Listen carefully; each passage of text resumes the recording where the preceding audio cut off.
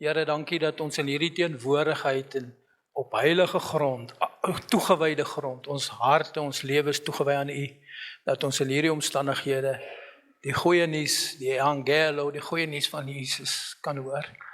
Bid vir elkeen, Here, miskien het ons 'n besige lewe gehad en baie dinge gebeur. Dankie dat ons 'n oomblik, net 'n klein oomblik, in die heiligheid van die Here en die teenwoordigheid van God kan wees. Ek bid, Here, ek verklaar vir elkeen wat hier so sit, dat dadelik goed in my is nie, al wat goed is Jesus. Bid dat Jesus tevoorskyn kan kom en dat Jesus my en ons lewens sal verander. In die naam van Jesus, amen en amen. Die koninkryk van God.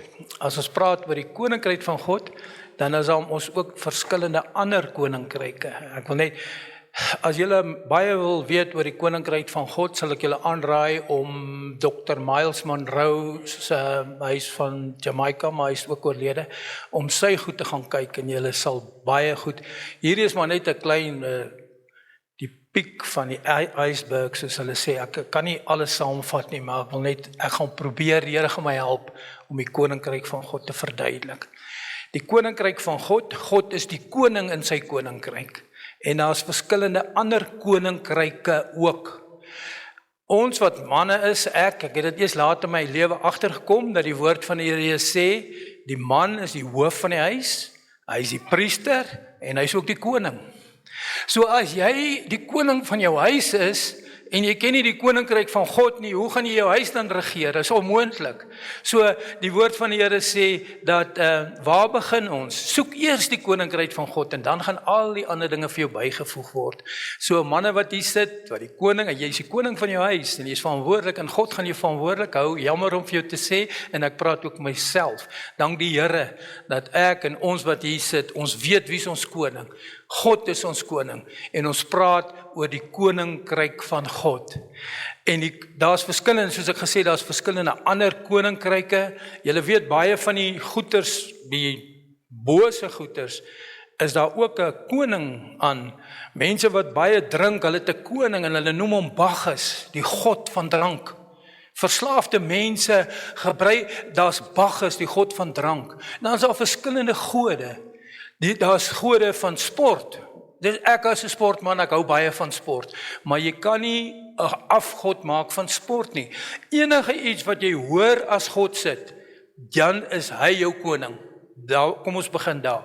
Ek het gehoor van hierdie pastoor wat gepreek het, mooi gepreek het, en soos ek ook baie keer maak, kom staan nie so, ek wil demonstreer. Dan staan ek by die deur en ek groet die mense, en die pastoor groet die ou, en hy sê, het jy nie 'n diens geniet, my broer? Hy sê, ja pastoor, het was baie oulik geweest, ek het dit geniet, maar nou gaan ek in die werklikheid in. Nou, as ek klaar hierdie, dit was goed, dit was alright, dankie, dit was lekker, maar nou gaan ek in die werklikheid in. Die pastoor kyk hom so, hy sê, weet jy my broer, jy was nou in die werklikheid in.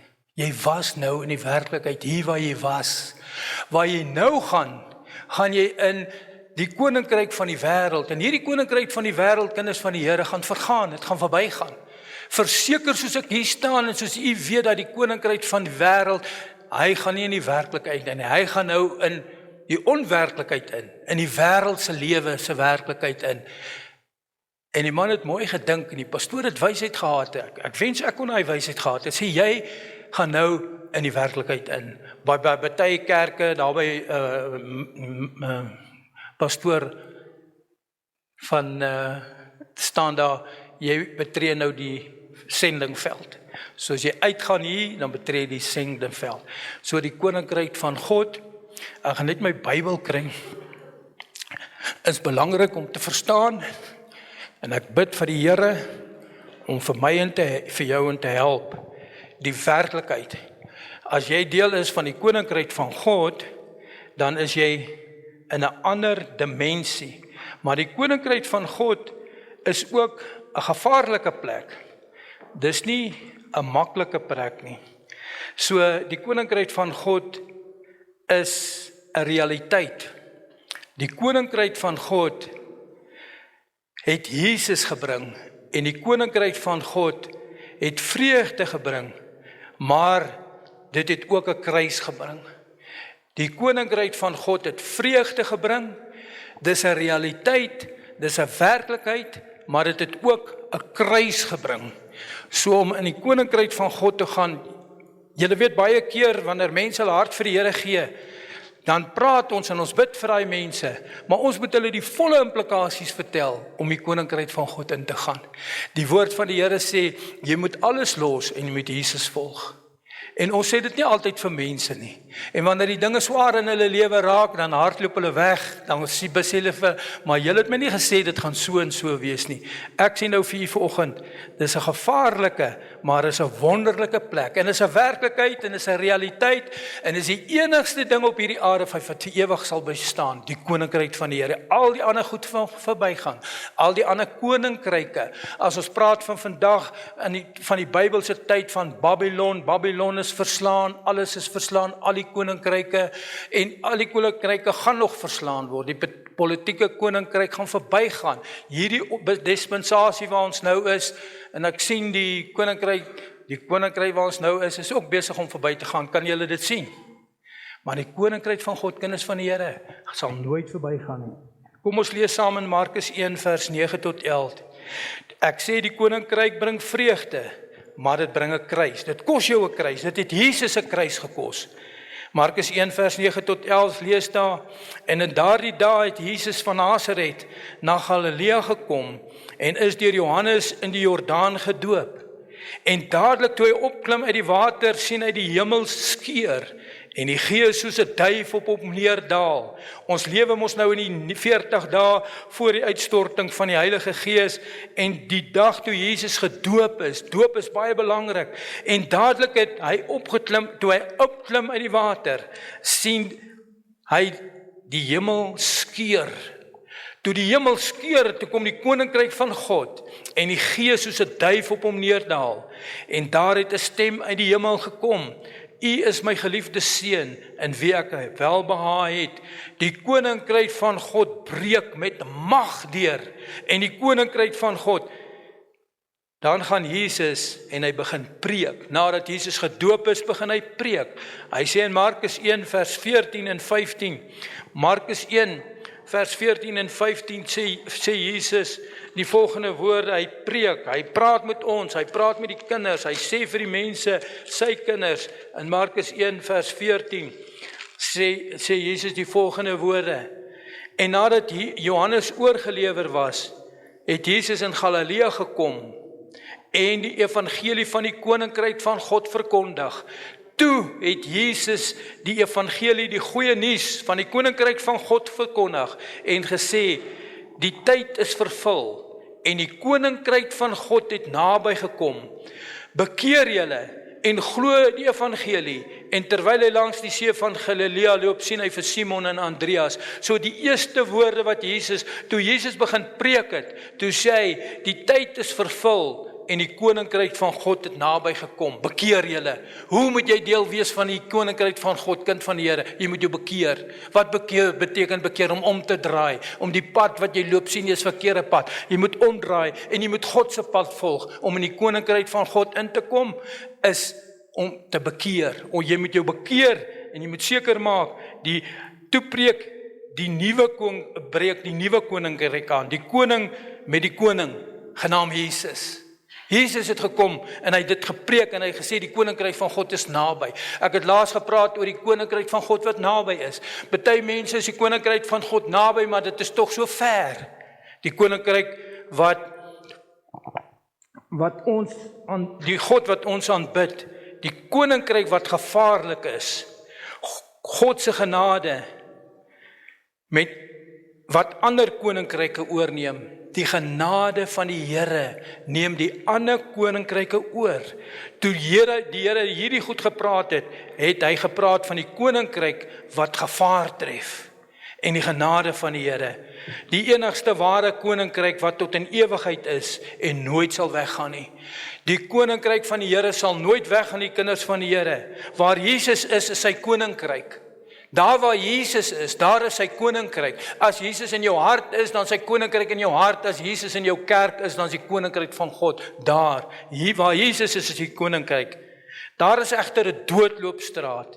die doodloopstraat van die koninkryk van God, wat vir party mense doodloopstraat is.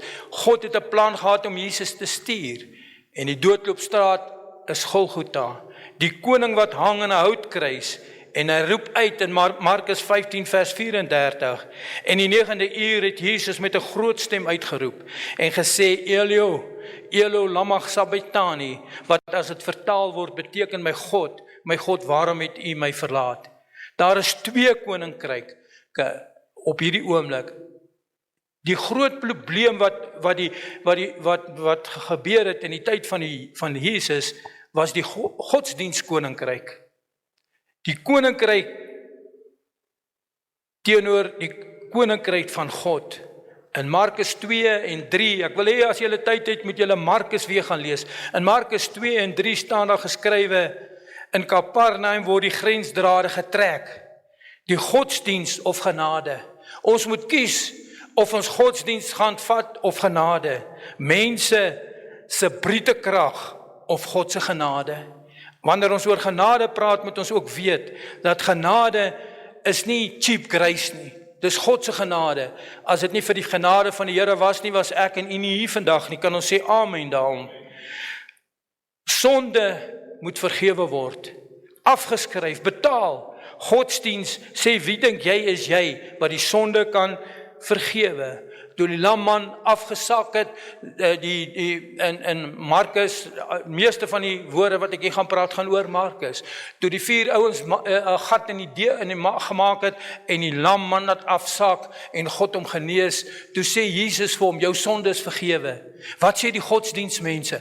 Wie is jy om mense se sondes kan te vergewe? Wie is jy, Jesus, wat jy die mense se sonde kan vergewe? Soos die godsdienst het God lasterlik kan maak, om te sê, wie gee jou die reg? Die koning van die koninkryk, Jesus Christus, hy is die enigste een wat jou sonde kan vergewe, geen ander mens nie. En hoe moet jy maak om jou sonde te vergewe? Jy moet na Jesus toe gaan en sê, Here, help my. In 1 Johannes 1 vers 9 weet ons, God is getrou en regverdig. As jy jou sonde bely en laat staan, dan vergewe hy jou. Jesus is die enigste een wat die sonde kan vergewe, en dit is deur sy genade. Die genade van Jesus, dit is wat die koninkryk van God nader roep. Hoe moet jy nog verder kom? Ek het gesê, jy moet bekeer, en dan moet jy jou sonde laat staan, en dan jy moet genooi word. Jesus nooi mense. Jesus nooi volgens ons die tyd van godsdiens ook vir verkeerde mense. Jesus nooi verkeerde mense. Jesus nooi Levi, die tollenaar, die skelleman wat daar staan en mense se geld vat, en Jesus nooi diewe. Jesus nooi mense aan die ander kant van die spoor wat ons weet van. Jesus nooi al die mense, die Guptas van hierdie wêreld, nooi Jesus. Jesus nooi vir my en vir jou. Ek het gister het ek met iemand gepraat oor manne goeters, en ek wil vir julle sê, ek het 5 kinders, die Here het my baie geseën, en ons het 'n privaat gesprek gehad, ons manne. En hulle vra my, is dit nie so, dat een van jou kinders meer vywer het as die ander het nie? En ek wil nie daaroor praat nie, want dit is mos my geheim in my hart. En ons praat daaroor, ek en my ander vriende, pastore en vriende. Hulle sê, dit is tog so, dat een kind het meer vywer as die ander. En ek wil nie dit vandag met julle bespreek nie. Ek wil net vir julle sê, in jou hart, manne wat hier sit, en vrouens en familie wat kinders het, daar is tog een wat hulle noem die wit broodjie is. En daar is een, as jy baie kinders het, wat sê, dis die swart skaap. Dit is so, nee. Maar by die koninkryk van God, is elkeen is sy favourite. Kind van die Here. As jy 'n kind van God is, dan is jy die favourite, dan jy special in die oë van die Here. God is nie aannemer van persoon nie. Hy is nie soos ek, wat miskien een van my kinders bo die ander een uitkies nie. Elkeen wat hier sit, is spesiaal. Elkeen wat hier so sit, is God se favourite. Jy is God se favourite. Ek wil hê julle moet dit mooi verstaan, en jy moet dit onthou. En as gevolg van hierdie ding, waar mense baie keer ander voortrek, is daar mense wat ek vandag nog steeds moet beraad. Hulle sê, hulle voel verwerp, want my pa was meer lief vir my suster, en al daai dinge. By die koninkryk van God is nie so nie. Die Here is vir elkeen wat hier sit is spesiaal. Julle moet dit weet. En as jy voel dat jy benadeel is deur jou pa of jou ma, ek moet daarom sê, ek was die favourite by my huis. Dit was regtig so. So die ander, en nou weet ek ook. So ek weet wat dit is om 'n favourite te wees. So ek verstaan dit, want ek is 'n favourite by God ook. Spesiaal. Tannie, jy is spesiaal in die oë van die Here. Daar's niemand anders nie. God sê hy is nie 'n aannemer van persoon nie. Hy sê vir die Jood, vir die Griek, vir die slaaf, vir almal, as jy in die koninkryk van God is jy spesiaal. As jy een ding moet vandag vat, moet jy altyd onthou, jy is spesiaal. Ongeag van alles, jy is spesiaal. Kinders van die Here, weet dit. Jy is spesiaal, jy weet dit. Die Here het jou geseën met 'n kind na 13 jaar. Sien jy is spesiaal. Dit maak nie saak van julle omstandighede nie. Elkeen hier in die koninkryk van God. As jy in die koninkryk van God is, kind van die Here, dan is jy spesiaal. Erg spesiaal. Die godsdienst sê, wie is hy wat sommer enige mens nooi? Daar's reëls. Jesus sê, ek het nie gekom vir die wat genees is nie, maar vir die wat siek is. Jesus sê, hy het gekom vir my en vir jou, om ons spesiaal te maak. Jesus sê, alle mense is welkom. Alle mense is welkom. Tot die man wat in die boom geklim het, wat sy naam Saggeus. Hy het in die boom geklim om Jesus te sien, en toe hy verbyloop, toe kyk hy, toe sê hy, klim af, hy nooi jou. Jesus nooi nog steeds vandag, elke dag vir mense. En die kerk moet die evangelie verkondig, die goeie nuus om te sê, ons nooi mense. Dit maak nie saak wie jy is nie, of waar jy is nie, of waar jy vandaan kom nie. God nooi jou, kind van die Here. En ons moet dit weet as ons hier uitgaan. Ons moet mense nooi, kom.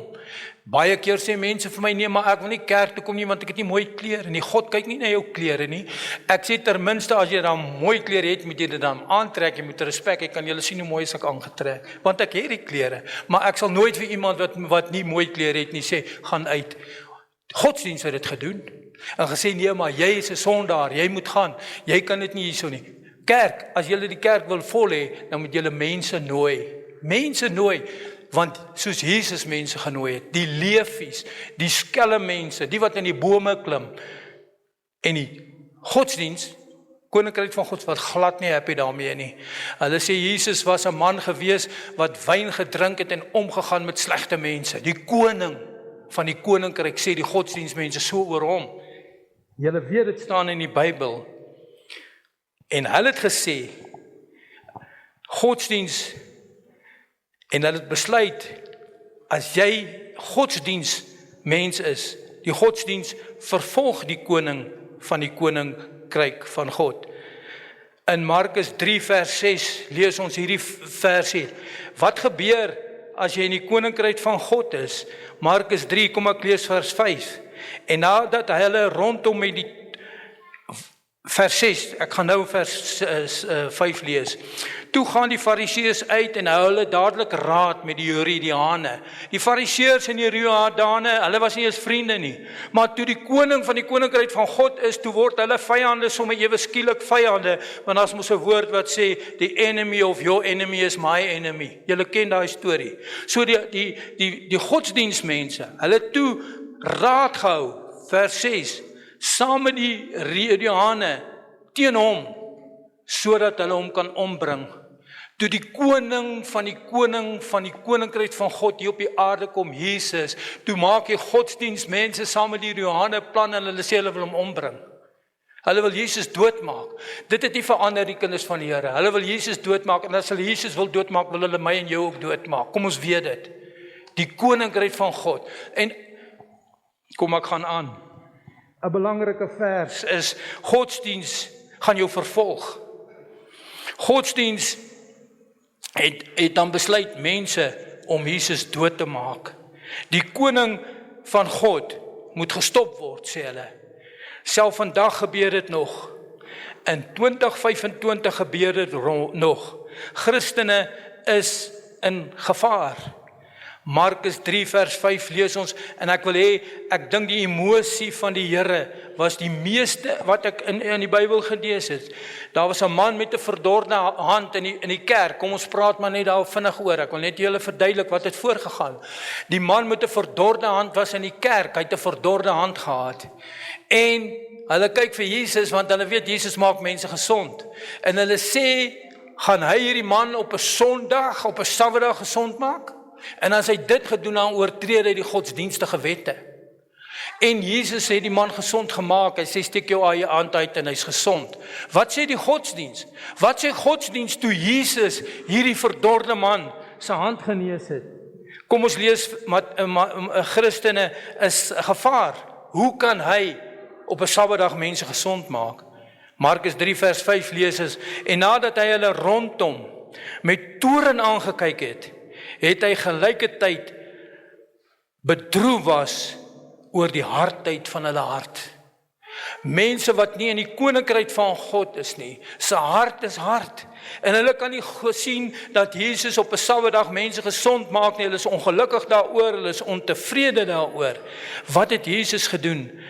Hy, vers 5, ek dink is op daar, en nadat hy hulle rondom met toorn aangekyk het, hy was kwaad, en het gelykheid bedroef geword. So Jesus, die koning van die koninkryk, was kwaad vir die godsdienstige mense, maar hy het ook bedroef geword. Hoekom? Oor die hardheid van hulle hart. Die rede hoekom mense nie Jesus wil aanneem nie, is as gevolg van die hardheid van hulle hart. Ons moet weer ons hart ondersoek, ons moet kyk die hardheid van die hart. Mense se harte word hard, en is die hardheid van die hart wat maak, dat mense die koning van die koning, dis hardheid van die hart wat Jesus aan die kruis laat sterf het. Harde hartsiekte. Baie mense het harde hartsiekte, godsdienstmense, mense wat sê, ons glo, hulle het harde hart. In Markus 10 is die woord van harde hart, die Griekse woord is skerdiokardia. Kardia is 'n hart. Die skerdio beteken skerosis. Die Griekse woord sê hulle het hartskerosis, hartskerie, hulle het harde harte. Ons ken mense met harde harte. Ek het 'n man wat 'n harde hart gehad, ek wil niks geweet het van godsdienste nie. Weet julle wat maak jou hart maat? Die woord van God maak mense se harte. Dit staan in die Bybel. God se woord maak harde harte sag. En ons moet bid en vir die Here vra, Here, help ons, dat die woord van die Here weer in die laaste dae 2025 harde harte sag maak. Laat ons nie harde harte weet nie. Harde harte is mense wat hulle pleeg God lasterlik. Jesus kom op 'n Saterdag, maak mense gesond. Hulle wil sê, ja, jy kan mense gesond maak, maar nie vandag nie. Harde hart. Hulle was kwaad. Hulle was kwaad toe Jesus 'n man gesond gemaak het wat hulle laat sak het. Hulle is kwaad. Is daar nie vandag ook mense wat kwaad is nie, as die Gees van God werk en sondaars tot bekering kry? Ek het al baie oor myself gepraat hier. Die dag toe ek die eerste keer in die kerk gaan, toe hulle die opdeling maak en sê, julle gaan in verskillende groepies. Toe sit ek alleen daar, elkeen het sy eie groepie gemaak, hulle wil niks van my al weet nie, hulle ken my. Hierdie man, hy is 'n kansvatter. Hy kom net hier om te kom spaai hier of iets. Hy glo nie aan God nie. Dis wat die kerk gemaak het. Maar God het my gehelp, dat my harde hart sag geword het, en ek het nie ander mense gesteer nie. Hoor die kinders van die Here, baie keer is die godsdienstmense wat jou wegjaag van die kerk af, deur hulle harde harte. Ek praat miskien hard vandag, oor harde harte, maar ons moet ons harde harte los, en die Here dien. Is dit nie so nie? En ek het baie hartseer gewees, en ek was kwaad, en ek huis toe gegaan, ek wil niks weer met die Here uithaal nie. Ek het een keer met 'n vroukie ook gepraat, 'n kind eintlik. Sy het haar hart vir die Here gegee, en die volgende dag toe hulle in die kerk is, toe manifesteer sy, en die demone kom uit, en sy bring op daar. Toe sy weer die volgende dag na my toe kom, toe sê sy, pastoor, ek wil niks weer met die kerk uit te baai nie. Ek sê nie, hoekom Adel? Sy sê nee, maar hierdie mense spot my, hulle roep my kotsie, omdat ek nou opgebring het in die kerk, harde hart mense. Die kerk het harde hart mense, en ons harte moet verander, teenoor arme mense, teenoor mense wat swaar kry, teenoor mense, ons kerk, kinders van die Here, kom ons kry ons harte sag. Dit was die Here wil hê. Die Here wil hê, ons moet bekeer. Die Here wil hê, hy nooi ons almal, elkeen van ons, en hy wil nie hê dat ons moet harde harte hê nie. Harde harte, dis die probleem van die kerk. die godsdienstmense van daardie tyd, en ook nog die godsdienstmense van hierdie tyd, hulle het hartsklerose. Wanneer jy in God se pad staan, het jy 'n harde hart. Daar's mense wat in God se pad staan. God wil werk doen, maar daar's kerkmense wat in sy pad staan. Kom ons los die sklerose vandag, elkeen van ons. Ek het gelees van 'n professor by Amerikaanse universiteit. Hy's 'n professor en daar kom 'n dame in, 'n jong dame met 'n kruis om haar nek. En hy kyk haar so, hy sê, hierdie kruis, is dit 'n ornament of is dit 'n religieuse, 'n godsdienstige verduideliking? Sy sê, prof, ek is 'n kind van die Here, hier is nie 'n ornament nie, hier is 'n godsdienstige ding. Hy sê, haal daai ding af, jy gaan nie in my klas bring nie. Jy gaan nie daai kruis, as dit nie 'n ornament is, in my krag doen. Dit het nou die dag gebeur, in Amerika, in ons eie land. Dis nie maklik om die Here te dien nie. Haal hom af. Dis wat gebeur. In 2025 is dit nog so. Julle weet hoe gaan dit buitekant. Die kerk word nie erken nie. Donderdag was dit Hemelvaart. Die wêreld het gesê, nee, dis nie meer 'n godsdiensdag nie. Nee, die dinge verander. Ons moet weet, die koninkryk van God hier op die aarde gaan al hoe moeiliker en dit gaan al hoe moeiliker lees. Kom ons lees Markus 8 vers 27. Markus 8 vers 27 staan die volgende geskrywe. Die opskrif daarvan, dit is oor die koninkryk van God. Markus 8 vers 27. Die belydenis van Petrus, kom ons lees. En Jesus en sy disippels het uitgegaan na die dorpe van Caesarea Philippi, en op die pad vra hy sy disippels en sê vir hulle, wie sê die mense is ek? En hulle antwoord hom, Johannes die doper, en die ander Elia, en die ander een van die profete. En hy sê vir hulle, maar julle, wie sê julle is ek? En Petrus antwoord en sê vir hom, u is die Christus. En hy het hulle streng beveel om niemand van hom te vertel nie. En toe hy hulle begin leer dat die seun van die mens baie moet ly en verwerp word deur die ouderlinge en die owerpriesters en die skrifgeleerdes en gedood moet word en na 3 dae sal opstaan. En hierdie woord het hy ronduit gespreek.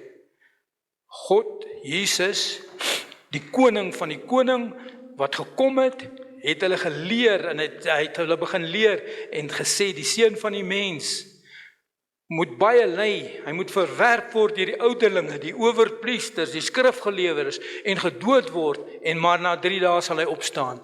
En daardie woord het hy ronduit gespreek en Petrus het hom sy geroep en hom begin bestraf. Toe Jesus vir Petrus sy disippels vertel wat gebeur, roep Petrus om sy. Ek dink Petrus het 'n harde hart gehad, dink julle nie so nie? Maar hy het hom gedraai en terwyl hy sy disippels aankyk, het hy Petrus bestraf en gesê, gaan weg agter my aan, Satan, want jy bedink nie die dinge van God nie, maar die dinge van mense. Die koninkryk van God bedink die dinge van God. En Petrus van alle mense, op daardie oomblik was hy nog nie vervul met die Heilige Gees nie, hy het Jesus gevolg, maar Jesus sê vir hom, gaan weg van my, Satan. En toe hy die skare saam met sy disippels na hom geroep het, sê hy vir hulle, wie agter my aan wil kom, moet homself verloon. Hy moet sy kruis opneem en my volg. Want elkeen wat sy lewe wil red, sal dit verloor. Maar elkeen wat die lewe om my ontwil en om my evangelie ontwil verloor, sal dit red. Die koninkryk van God verwag van my, soos dit wat Jesus gesê het vir die skade. Hy het gesê, wie agter my wil aankom, moet homself verloon en sy kruis opneem en my volg. Want elkeen wat sy lewe wil red, sal dit verloor, maar elkeen wat sy lewe om my ontwil en om in die evangelie ding, sal dit verloor. Die koninkryk van God, sê Jesus vir ons moet ons lewe aflê, ons moet die Here aanneem as ons saligmaker en ons verlosser. Om in die koninkryk van God kort is daar 'n prys om te betaal. In Romeine 12 staan daar geskrywe, en word nie aan hierdie wêreld gelykvormig geword nie. Ons kan nie aan die koning van hierdie wêreld gaan buig nie. Ons kan nie aan hierdie wêreld gelykvormig word nie. Die woord sê, ons moet verander deur die vernuwing van ons gemoed. Ons moet ons gemoed verander. Verander deur die vernuwing van gemoed. En gee jou liggaam as 'n lewendige, heilige God welgevalle offer. Dis ons redelike godsdiens. Dis ons redelike godsdiens, kinders van die Here. Dis hoe ons in die koninkryk van God lewe. Kom ons kyk 'n bietjie verder in Markus 4. Ons ken die gedeelte van die mosterdsaad. Die mosterdsaad, net soos die mosterdsaad, soos die koninkryk van God. As jy in die koninkryk van God gaan, die mosterdsaad, dit was 'n klein saadjie, het geval en dood gegaan en het opgegroei. As jy wil in die koninkryk van God gaan, moet jy in jouself val en dood gaan. Nie val nie, jy moet doodgaan, jy moet sterf. Sterf vir die dinge van die wêreld. Wat is vir jou belangrik? Die koninkryk van God, die realiteit van die koninkryk van die God, of die realiteit van die wêreld. Die wêreld is korrup en is verskriklik in hierdie wêreld, en dit gaan al hoe erger. Dit gaan al hoe erger. Kyk hoe gaan dit. Jesus sê, jy moet sterf, sodat jy kan opstaan. Hoe sterf jy? Om jou hart vir die Here te gee. Sê, Here, ek sterf vir die wêreldse dinge. Ek en my vriend Dani het baie gepraat, ons het 'n gemeenskaplike probleem in die wêreld, deur mense, deur dinge, deur goeders, maar die Here sê ons moet sterf. My hand het ek een keer afgeslaan. Ek het anders te groot geword, wild groot geword, maar ek het gesterf, en ek is in die koninkryk van God. En ons moet sterf om in die koninkryk van God in te kom. Dis een van die voordele van die koninkryk van God. En hoekom kom ons nie in die koninkryk van God nie? As gevolg van ons harde harte. Ons harde harte. Ek kom elke dag met mense te doen wat harde hart. Ek sal nie dit doen nie. Die een sal my nie vertel wat ek sal doen nie. Ek is die baas in hierdie huis en julle sal so maak en julle sal so maak en julle sal so maak. Harde harte. Ek dink een van die grootste, as ons kan sonde noem, is harde wat gemaak dat ons nie in die koninkryk van God kom nie. Die belofte van 'n nuwe lewe, nuwe groei, nuwe krag. God beloof dit vir ons. Dit kom wanneer ons die koninkryk van God betree, wanneer ons soos 'n mosterdsaad is. Tussen ander koninkryke sal God se koninkryk onkeerbaar groei. Niks kan die koninkryk van God keer nie. Die wêreld wil dit doen, die duiwel wil dit doen. Jesus se pad is 'n nuwe pad vir die koninkryk. God se koninkryk kos 'n kruis. Weereens, ons moet jou bekeer. Jy moet geen plek gee vir verkeerde dinge nie. Jy moet verander. Here sê bekeer jou. Hy sê gee nie plek nie. Ek het gelees daar. Hy sê jy moet jou hart vir die Jesus gee. Jesus leer ons. In Markus 10 vers 45 lees ons hierdie vers wat sê, Markus 10 vers 45.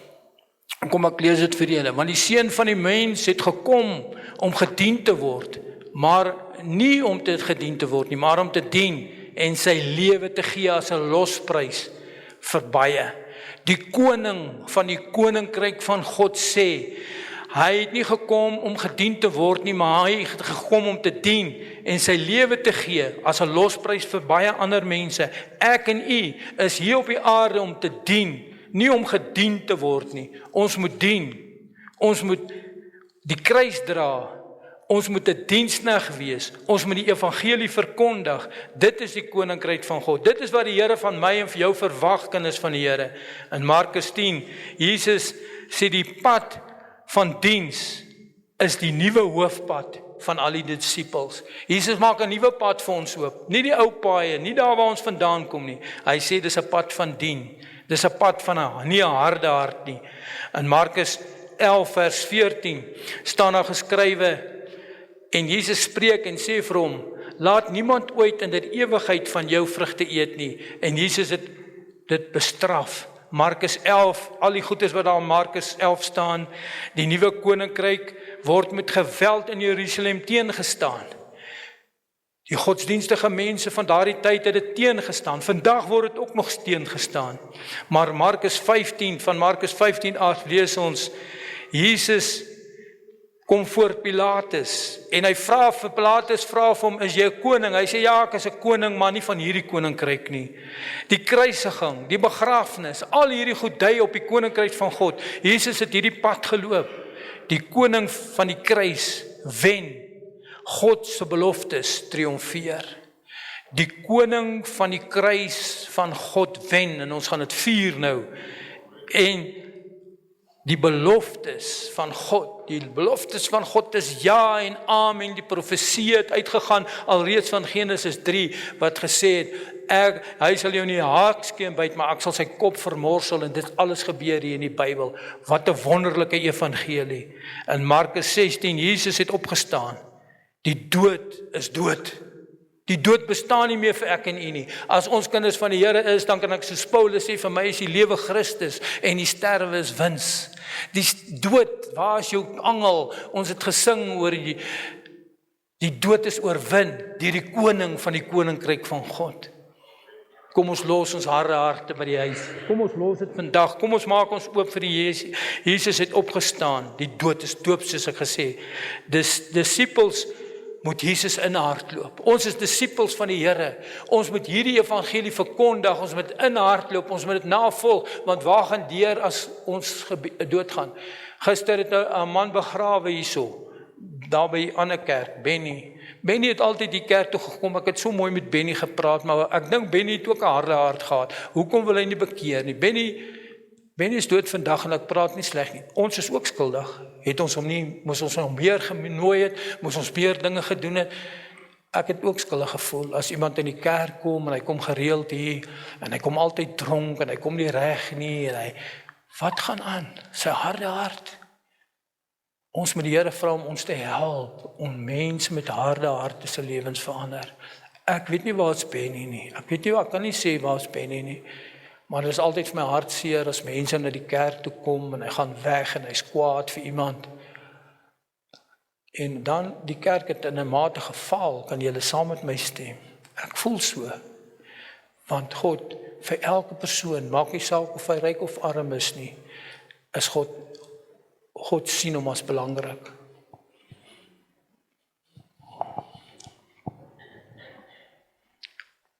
Markus 11 vers 14.